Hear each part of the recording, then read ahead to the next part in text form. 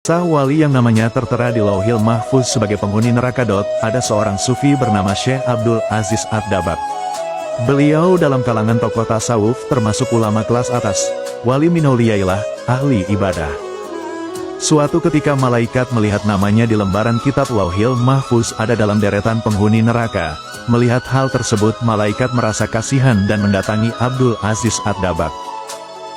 Malaikat berkata, "Wahai Abdul Aziz, untuk apa engkau ibadah sampai segitunya, sedangkan aku melihat namamu di lembaran Lauhil Mahfuz, engkau adalah penghuni neraka, mau ibadah gimana pun engkau tetap akan masuk neraka." Kemudian Abdul Aziz menjawab, "Wahai malaikat, surga dan neraka bukan urusanku, aku diciptakan oleh Allah, hanya untuk beribadah kepada Allah. Sebagaimana Allah berfirman, tidaklah aku ciptakan jin dan manusia kecuali hanya untuk beribadah kepadaku. Mau aku masuk surga atau neraka, itu haknya Allah. Subhanallah, benar-benar ikhlas dalam beribadah." Kemudian malaikat kembali ke Lauhil Mahfuz dan dilihat namanya dirubah oleh Allah menjadi penghuni surga, sebab Allah berhak menetapkan kitabullah. Lantas malaikat kembali menemui Abdul Aziz dan berkata, "Wahai Abdul Aziz, ada kabar gembira. Baru saja aku melihat namamu oleh Allah dirubah menjadi penghuni surga." Abdul Aziz menjawab, "Alhamdulillah. Tapi sekali lagi malaikat, surga dan neraka bukan urusanku. Aku beribadah hanya untuk menggapai ridhonya Allah. Kalau Allah ridho aku di neraka, ya itulah tujuanku." Malaikat pun takjub dengan keikhlasan Abdul Aziz dalam beribadah dan berkata, "Wahai Abdul Aziz, ikhlasmu inilah yang membuat Allah ridho dan merubah namamu menjadi penghuni surga." Lantas Abdul Aziz bertanya kepada malaikat, "Kalau ikhlasku tadi yang membuat Allah ridho kepadaku, lalu kira-kira dosa apa yang membuat Allah murka kepadaku sehingga aku menjadi penghuni neraka?"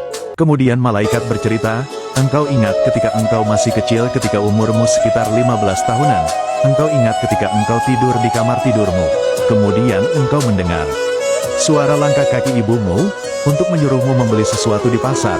Karena engkau mendengar suara langkah kaki ibumu menuju kamarmu, lalu engkau pura-pura tidur, padahal engkau sudah bangun, agar engkau tidak disuruh pergi ke pasar.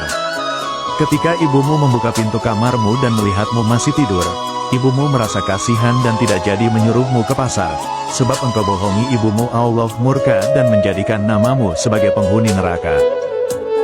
Mendengar cerita dari malaikat, Abdul Aziz pun beristighfar memohon ampun kepada Allah. Semenjak kejadian tersebut, Abdul Aziz Ad-Dabbagh di sisa umurnya tidak pernah berceramah kecuali tentang berbakti kepada orang tua. Setiap orang yang datang kepada beliau selalu diwasiatkan untuk berbakti kepada orang tuanya. Mari kita renungkan sejenak, padahal beliau hanya pura-pura tidur. Lalu bagaimana yang sampai membentak ibunya? Bagaimana yang sampai memasangkan wajahnya kepada ibunya, yang mengeraskan suaranya di depan ibunya? Yang sampai tidak memberi nafkah, dan bahkan yang sampai membuat ibunya menangis?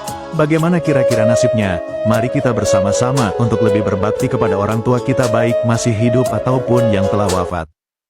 Jangan meremehkan dosa kecil, dikhawatirkan di situ ada murkanya Allah. Jika tangan kita masih sulit untuk berbuat baik padanya, maka ringankanlah lisan kita untuk senantiasa mendoakan kedua orang tua kita. Semoga Allah mengampuni dosa orang tua kita.